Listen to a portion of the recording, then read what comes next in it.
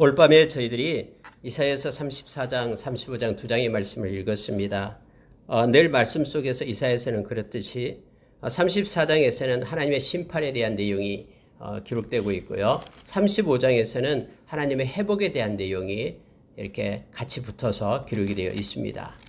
여러분, 하나님께서는 하나님의 때가 있다라고 얘기합니다. 하나님의 때는 무서운 때입니다. 특히 오늘 읽은 말씀 가운데 여러분, 8절에 한번 보시기 바랍니다. 34장 8절을 보니까요, 이렇게 기록을 해요. 이것은 여호와께서 보복하시는 날이요 시온의 송사를 위하여 신원하시는 해라. 이렇게 되어 있죠. 자, 하나님의 때가 있는데요, 하나님의 심판의 때는 하나님께서 보복하는 날이다라고 성경은 표현합니다. 보복이 뭡니까? 지금까지 당했던 것들을 하나님께서 이제는 심판하면서 그들에게 갚아주는 것이 보복이죠. 그리고 여러분, 이 보복의 나라고요, 그 다음에 신원하는 해라라고 말하고 있는 거예요. 그러니까 보복하는 것하고 신원을 회복시켜주는 것하고 동일하게 지금 그날이 이루어질 것이다라고 얘기하고 있는 것입니다. 여호와께서 보복하시는 날, 누구에게요? 악한 자에게, 하나님의 백성을 괴롭히고 힘들게 했던 그 에돔에게, 하나님을 섬기지 않고 하나님을 떠나고 하나님이 가증스러운 것을 행했던 그러한 죄인들에게는 하나님이 보복하고 심판하는 그날이고, 반대로 시온의 송사를 위하여 신원하는 해라. 이거 무슨 뜻이냐면, 시온이라는 것은 하나님의 임재를 나타내는 하나님의 백성이 거하는 곳을 얘기하죠. 하나님의 백성을 하나님께서는 신원해 주는 해다라는 거예요. 송사를 위하여, 이 말은 그들의 판결을 얘기하고 있습니다. 하나님의 심판함으로 인하여, 판결함으로 인하여 하나님의 백성들, 시온에 거하는 그들을 신원해 주는, 그들을 이제는 회복시켜주는, 그들의 억울함을 풀어주는 바로 그때가 이 심판의 때다라고 말하고 있는 것입니다. 여러분, 신약에서도 동일하게 말씀해주고 있어요. 하나님의 심판 때, 그리스도의 심판 때 앞에 서게 되면 두 가지 것이 나타나요. 하나는 뭐냐면은 악한 자에 대한 심판, 그래서 영원한 벌로 들어갑니다. 그리고 또 하나는 하나님의 자녀에 대한 상, 이것이 하나님의 심판 때에 나타난다고 말합니다. 오늘 또 동일하게 이사야서 34장 8절에서는 바로 그때가 어느 때냐면은 여호와께서 보복하는 날이고, 반대로 시온의 송사를 위하여 신원하시는 해라라고 말하고 있습니다. 그래서 하나님의 백성들은 마지막 주님이 오실 때를 소망하며 기다리는 거예요. 하나님이 신원해 주는 때이기 때문에요. 때로는 이 세상 살아갈 때 억울한 일을 당하고요, 또 남으로부터 괴롭힘을 당하고요. 그래서 세상이 그것을 보상해 주지 않아요. 그러나 하나님은, 우리 주님 만날 때 우리 주님은 다 알고 있거든요. 그래서 내 백성이 이 땅에서, 하나님의 백성이 이 땅에서 힘들게 살고 어려움을 겪고 때로는 모욕을 당하고 때로는 억울한 일을 당하고, 이런 모든 것들을 다 하나님은 다 기록하고 있으면서 하나님의 때에 하나님께서 그것을 실현해 주시겠다라고, 보상해 주시겠다라고 말씀하고 있음을 보게 됩니다. 성경에서는 너희가 찬물 한 그릇 내 이름으로 대접하는 거 결단코 너희의 상을 잃지 않을 것이다라고 말하고 있죠. 이 말은 무슨 얘기냐면요, 하나님의 시선은 하나님의 백성에게 고정되어 있어요. 그래서 하나님의 백성이 무슨 일을 하든지 억울한 일을 당한 거 다 기록하고요, 하나님의 백성이 선한 일 조그만 거 한 것도 다 기록하고요, 모든 것 선한 일을 한 것은 하나님이 다 보상해 주고요, 뿐만 아니라 이렇게 괴로움을 당하고 애매한 고난을 당하는 것도 하나님께서 신원해 주겠다라고 약속한 때가 바로 주님 만날 때, 주님 오실 때임을 말해주고 있습니다. 그래서 베드로 사도는 베드로전서 2장에서 그렇게 말씀하고 있죠. 너희들이 애매한 고난을 받을 때에 하나님 생각함으로 참으면 이것은 아름다운 것이다라고 말합니다. 여러분, 이 땅에서는요, 공정하지 않아요. 이 땅에서는 정의롭지 않아요. 만약에 이 땅에서 삶이 정의롭고 공정하다 그러면요, 악한 자들이 벌을 받아야죠. 근데 이 땅에서는 악한 자들이 벌을 안 받아요. 악한 자들이 막 잘 먹고 잘 살고요, 남을 속이고 가난한 자들 힘들게 하는 사람들 막 떵떵거리면서 살아요. 언제까지요? 하나님의 심판의 때까지요. 그래서 여러분, 성경에서는 저와 여러분을 향해서 악인의 형통함을 부러워하지 말라라고 얘기합니다. 왜냐하면 그들은 심판의 때가 있기 때문에요. 바로 그때가 하나님의 날, 여호와의 칼이 활동하는 날이다라고 지금 말하고 있는 것입니다. 그들에게 하나님이 보복하는 때가 있음을 가르쳐주고 있어요.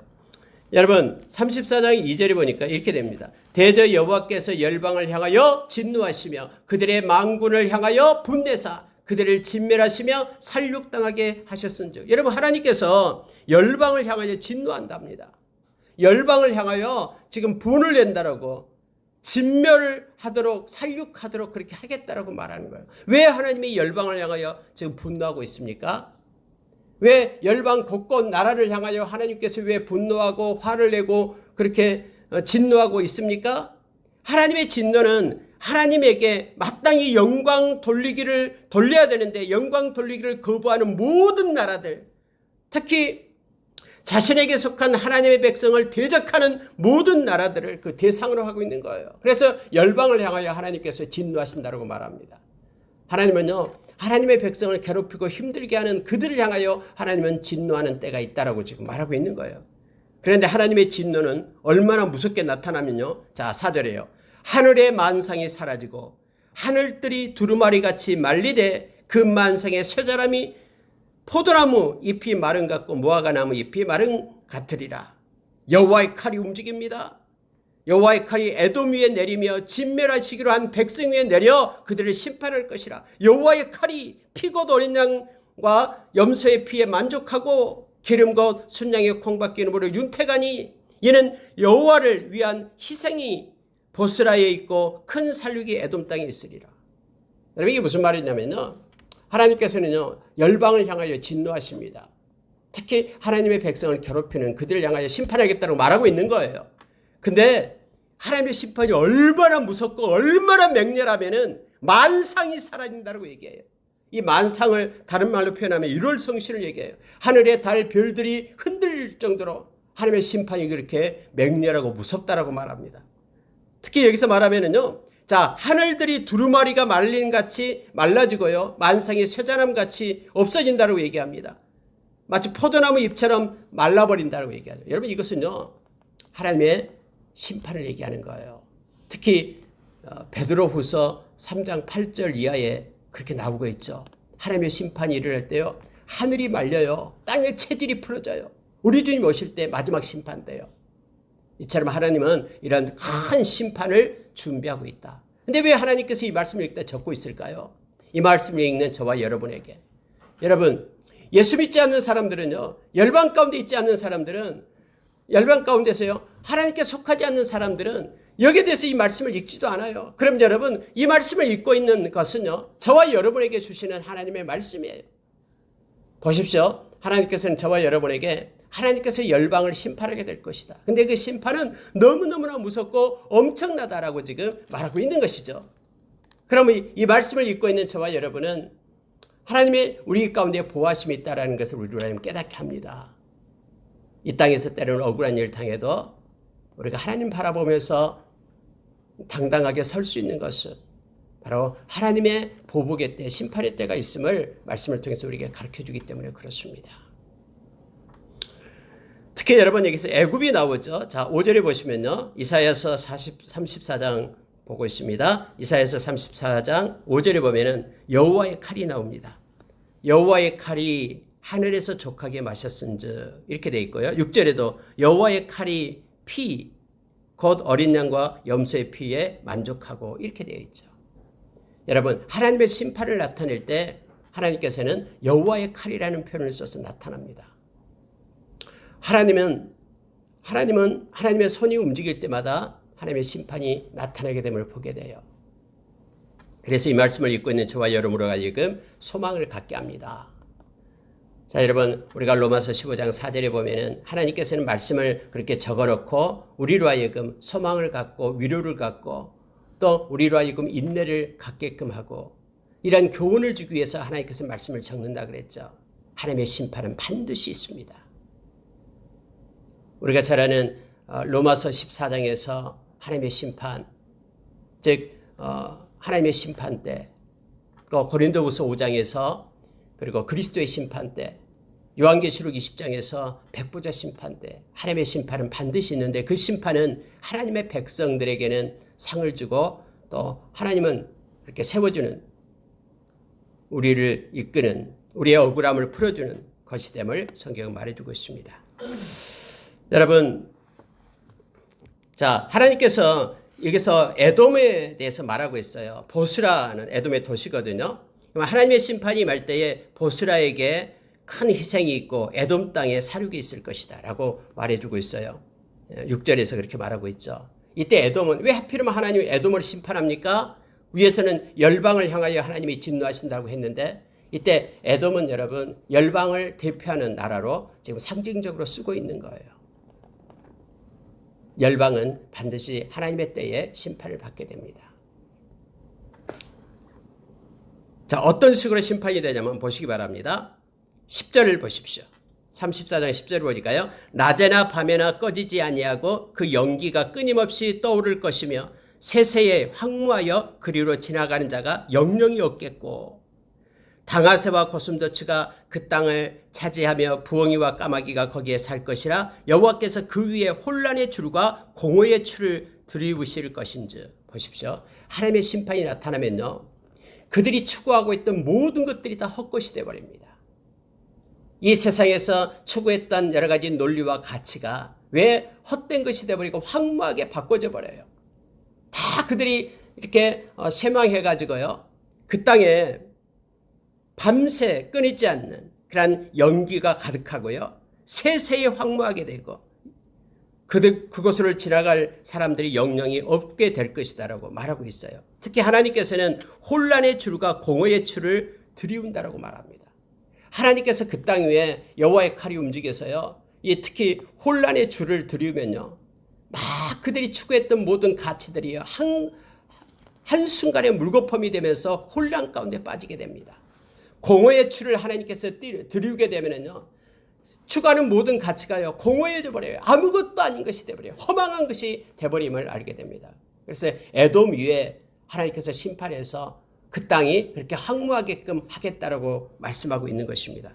자, 어떤 혼란과 공허가 나타나게 되냐면요. 자, 12절이 이렇게 말합니다. 그들이 국가를 이으려 하여 귀인들을 부르되 아무도 없겠고 그 모든 방법도 없게 될 것이라. 그 궁궐에는 가시나무가 나며 그 견고한 성에는 엉겅퀴와 새품이 자라서 승냥이의 굴과 타조의 처소가 될 것이며. 하나님의 심판은 무섭습니다. 하나님께서 그곳에 하나님의 손을 얹게 될 때에 혼란의 줄과 공허의 추가 들여우지게 되어가지고 아무것도 없게끔 돼버려요. 특히 여러분, 그들이 아무리 노력한다고 해도요, 안 돼요. 귀인들을 쫓아가면서 나라를 세우려고 해도 귀인들을 불러도 아무도 없다라고 얘기합니다. 이 공허함만 있는 거예요. 혼란 가운데 있게 됩니다. 방백들을 얻으려고 해도요, 모든 방백도 없을 것이다 라고 말하는 거예요. 이처럼 하나님의 심판은 무섭고 또 하나님의 심판은 완벽합니다. 그러니 하나님의 백성인 너희들은 악인의 형통함을 부러워하지 말라라는 거예요. 그들에게 정해진 하나님의 심판의 때가 있다라고 말하는 거예요. 때로는 이 세상에서 억울한 일을 당해도 하나님 생각함으로 참으면 이런 하나님 앞에 아름다운 것이다라고 말하고 있어요. 왜냐하면 그때는 하나님의 보복의 날이고요. 하나님의 심판이 임할 때요. 저와 여러분에게 시온에 속한 하나님의 백성들에게는 하나님께서 신원해 주는 해라라고 말해주고 있습니다. 그러니 하나님을 기억하며 카이로스 하나님의 때를 기억하며 이 땅에서 하나님의 백성이 견뎌내고 소망을 가질 것을 이사야 선지자는 말해주고 있습니다. 여러분 그러면서요. 자 16절로 내려갑니다. 너희는 여호와의 책에서 찾아 읽어보라. 이것들 가운데 빠진 것이 하나도 없고 제짝이 없는 것이 없으리니 이는 여호와의 입이 이를 명령하셨고 그의 영이 이것들을 모으셨습니다. 여러분 이 이사야 선지자는 여호와의 책에서 찾아 읽어보라라고 말합니다. 여호와의 책이 뭡니까? 하나님의 말씀을 얘기하죠. 하나님의 말씀을 기록한 책이에요. 하나님의 말씀은요, 이 성경은요 이렇게 말합니다.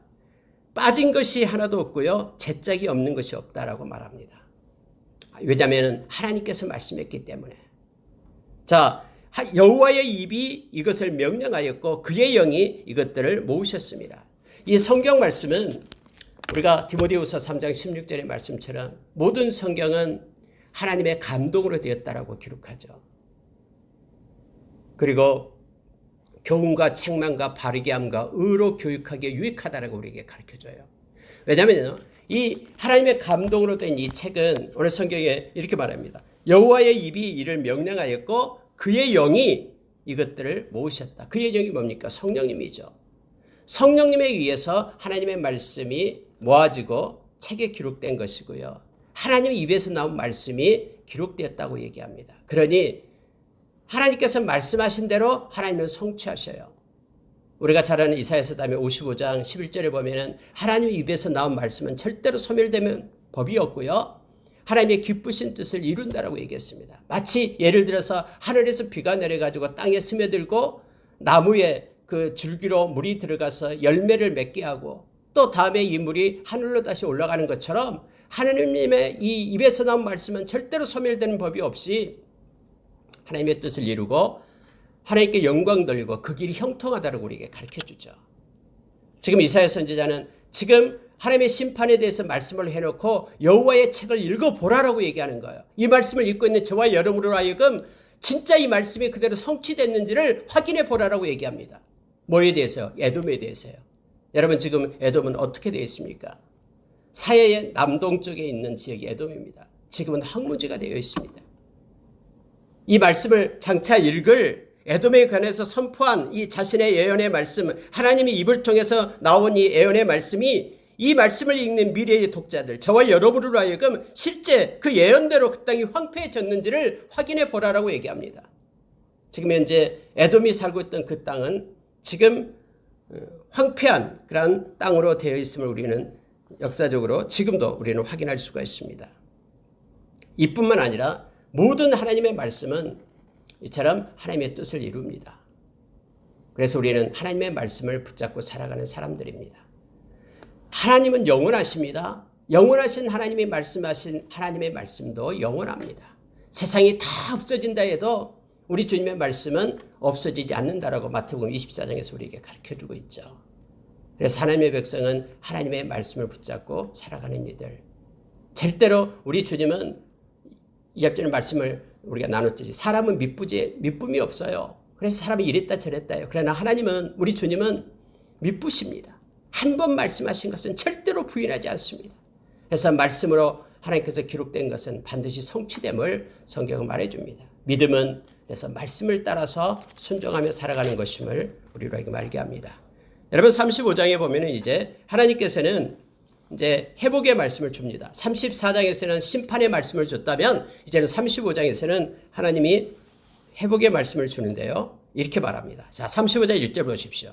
광야와 메마른 땅이 기뻐하며 사막이 백합화같이 피어 즐거워하며 이렇게 되어 있습니다. 여러분 사막이 꽃이 핀다고 말합니다. 사막이 꽃이 핀다는 것이 무엇을 의미합니까? 이것은 바로 메시아의 도래를 말합니다.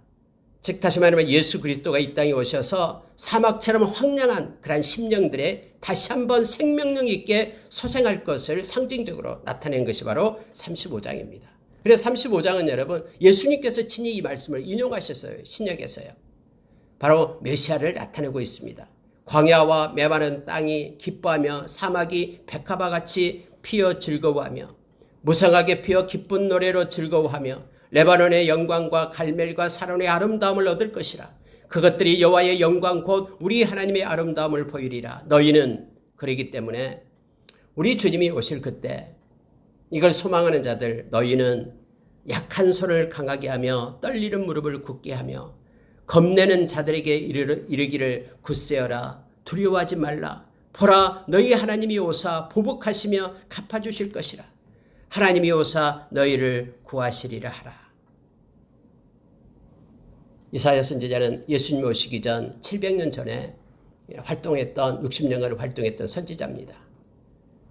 여러분 성경 신약에 와서 예수 그리스도가 어떻게 오실 것인가를 우리가 이사야서 53장에서 우리에게 가르쳐주죠. 뿐만 아니라 성경 곳곳에서 우리 주님에 대한 내용이 나오고 있습니다.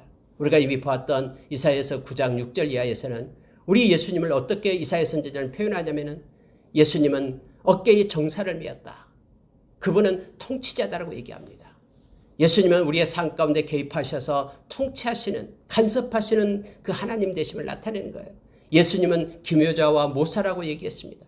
다시 말하면 예수님은 기묘자, 아주 놀라운 일을 행하시는 하나님, 그리고 모사, 모든 문제를 해결하시는 하나님. 예수님을 나타낼 때 그분은 전능하신 하나님이다. 예수님을 하나님이라고 얘기하십니다.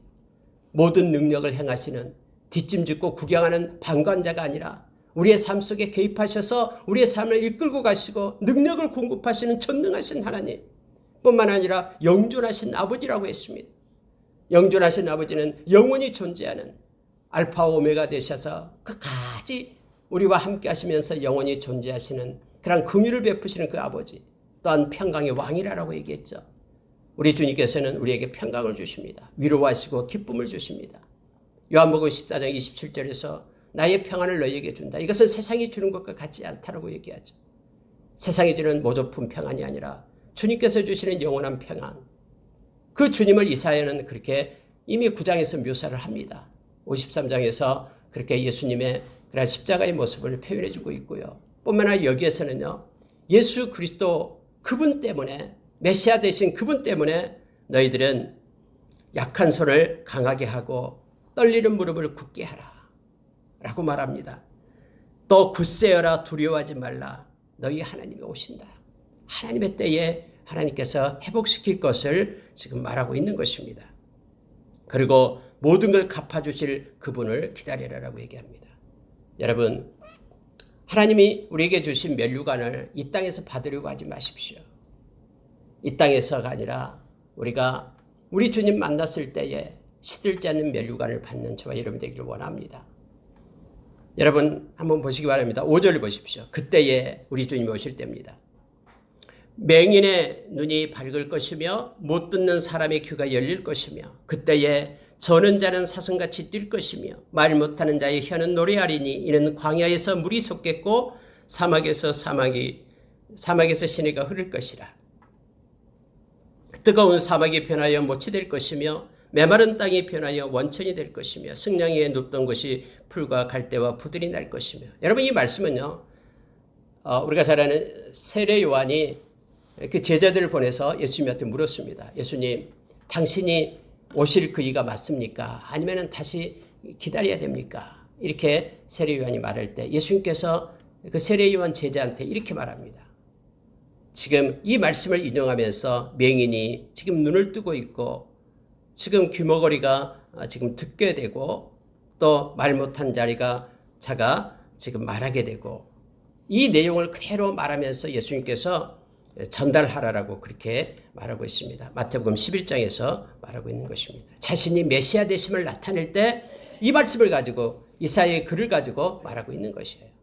다시 말하면 이 모든 것들이 예수 그리스도 안에서 우리가 성취된 것임을 우리로 하여금 깨닫게 합니다. 그렇습니다. 여러분, 예수 그리스도 안에서만 우리는 우리의 그 눈을 뜰 수 있습니다. 다시 말하면 영적인 눈을 우리가 예수 그리스도 안에서만 우리가 가질 수 있습니다. 우리가 고린도전서 2장에 보면은 하나님께서 우리를 위하여 준비된 그 선물을 우리가 우리 눈으로, 귀로, 마음으로 또 보고 듣고 깨달을 수 없다라고 얘기하죠. 성령께서 우리의 눈을 열어주실 때 우리가 알 수 있고 귀를 열어줄 때 들을 수 있고 마음을 열어주실 때 하나님의 마음을 받을 수 있다고 얘기하죠. 여러분 성령이 누굽니까? 성령은 보혜사 성령이고 로마서 8장 9절에 의하면 그는 예수 그리스도의 영이십니다. 예수 그리스도를 통해서 우리는 우리의 눈이 열리고 귀가 열리고 그리고 우리의 마음이 열리고 또 예수 그리스도를 통해서 우리가 회복된 하나님의 백성이 됨을 성경은 말해주고 있습니다. 예수 그리스도를 떠나서는 우리는 아무것도 할 수 없습니다. 요한복음 15장 5절의 말씀처럼 우리는 예수 그리스도를 떠나서는 아무것도 아닙니다. 그분의 의 때문에 우리가 하나님의 자녀가 된 것이고요. 그래서 예수 그리스도 안에서만 우리는 보게 되고 또 세미한 음성을 듣게 되고 그리고 우리는 일어서서 달려갈 수 있는 동력을 얻게 됨을 알게 합니다. 여러분 마지막 때를 이제 말하고 있는데요. 주님이 다시 오실 때를 나타내고 있는 내용이 바로 8절, 9절, 10절입니다. 이거 보고 마치겠습니다. 자, 8절에 보십시오. 거기에 대로가 있어 그 길을 거룩한 길이라 일컫은 바 되리니 깨끗하지 못한 자는 지나가지 못하겠고 오직 구속함을 입은 자들을 위하여 있게 될 것이라. 거룩한 대로가 있는데 거룩한 길이라 말합니다. 이 거룩한 길은 누가 갈 수 있냐 그러면은 여러분 거룩한 길이라는 거 얘기할 때 거룩은요. 하나님께 속한 길을 얘기할 때 거룩이라 얘기하죠. 세상에 속한 자가 아니라 하나님께 속한 자를 거룩한 자, 구별된 자라고 말할 때 거룩한 자. 그러면 거룩한 길은 거룩한 자만이 다닐 수 있는 길을 거룩한 길이라고 얘기합니다. 그 길은 깨끗하지 못한 자는 지나가지 못한다 하면서 밑에 보니까요. 오직 구속함을 입은 자들을 위하여 있게 될 것이다 라고 말합니다. 구속함을 입은 자. 이 말은 예수 그리스도가 우리를 대신해서 십자가에서 우리를 구속해 주셨죠. 우리가 서야 될 그 자리에 우리의 죄값이 된 예수 그리스도, 그리고 그분의 의가 우리에게 입혀져서 우리가 의로운 자가 되었다라고 얘기합니다. 이렇게 함으로써 하나님이 우리를 향한 당신의 사랑을 확증했다라고 말해주고 있죠. 구속함을 입는다라는 것은 예수 그리스도의 보혈을 입는 자. 그래서 우리가 고린도후서 5장 21절에서 하나님께서 아무 흠없는 예수 그리스도를 우리의 죄가 되게 하고, 그리고 우리로 하여금 그의 의를 힘입어 하나님의 의가 되게 했다라고 말합니다. 이게 구속이에요. 예수 그리스도 때문에 구속함을 입은 거룩한 자, 깨끗한 자만이 그 거룩한 길을 걸을 수 있다라고, 하나님께 속한 길을 갈 수 있다라고 성경은 말해주고 있습니다.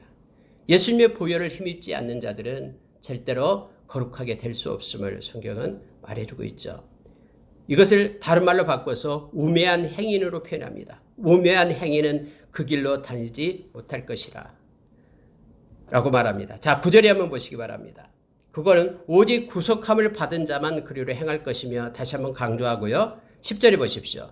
여호와의 속량함을 받은 자들이 돌아오되 노래하며 시온에 이르러 그들의 머리 위에 영영한 희락을 띠고 기쁨과 즐거움을 얻으리니 슬픔과 탄식이 사라지리로다 라고 말하고 있습니다. 우리 주님 때문에 우리는 거룩한 길을 가는 자로 우리가 세워짐을 받았습니다. 예수님의 십자가의 은혜 가운데 우리가 이처럼 구속함 받고 하나님의 거룩한 백성으로 세워짐을 받게 된 것입니다. 오늘날의 하나님의 백성들, 그들은 거룩함 속에 있어야 됩니다. 만약에 여러분 우리가 하나님의 말씀을 버리게 될 때 우리는 거룩함을 떠나게 되는 거예요. 그래서 히브리서 12장에서는 하나님께서는 우리를 책망한다고 얘기하죠. 이 말씀을 보고 마칠게요. 하나님께서 우리를 책망합니다. 왜냐하면 그 이유가 있습니다. 우리를 만약에 하나님이 책망하지 않으면 우리는 하나님의 백성이 아니에요. 거룩한 자가 아니죠.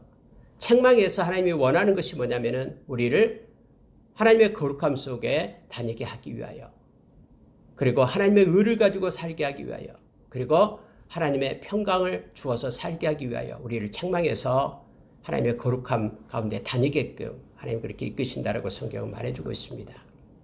하나님의 책망함이 없다 그러면은 우리는 특히 하나님의 의를 따라 사는 자가 아니라 자기의 의, 자기의 공로를 따라서 살 수밖에 없는 나약한 존재가 됩니다. 하나님이 주시는 그런 평강을 따라 사는 자가 아니라 세상이 주는 그런 모조품 평안 속에 우리는 거하고 그것을 추구하는 우리로 변질되게 됩니다.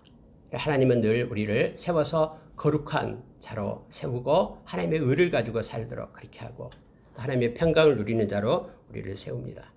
말씀을 마치겠습니다. 35장은 하나님의 그 회복을, 우리 주님으로 인하여 회복되는 것을 지금 이사야 선지자는 예언하고 있고, 실제 이것들이 우리 주님 오심으로 말미암아 이루어졌고, 그리고 마지막 8절, 9절, 10절은 우리 주님이 다시 오심으로 인하여 영원히 우리 가운데 하나님의 나라에 갈 수 있는 또 거룩한 자로 우리가 세워줌을 받는 내용으로 기록되어 있음을 보게 됩니다. 말씀을 마치겠습니다. 여러분, 세상을 살아갈 때 때로는 우리가 알지 못하는 고난 가운데 있을 때 힘들 때도 있습니다. 그러나 하나님의 때가 있다는 것을 우리는 기억합니다. 그리고 하나님은 애매한 고난을 받아도 하나님을 기억함으로 참으면 아름답다라고 말합니다. 하나님께서 우리 주님 만날 때는요, 그것은 심판의 날임과 동시에 우리를 신원해 주는 날이다라고 성경은 말해주고 있습니다. 오늘도 또 이 세상 살아갈 때마다 거룩한 백성으로 우리가 서기를 원합니다. 성령께서 책망할 때마다 예수님의 보혈을 힘입고 회개하고 하나님의 거룩함을 회복하여서 하나님께 영광 돌리는 삶 사는 저와 여러분 되기를 원합니다. 기도하겠습니다.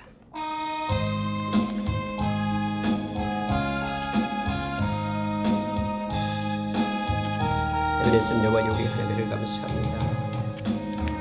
하나님께서 이 시간에 우리 가운데 은혜 베풀어 주시옵소서. 하나님 아버지, 열방이 하나님의 진노 가운데 있다고 가르쳐 주셔서 감사합니다.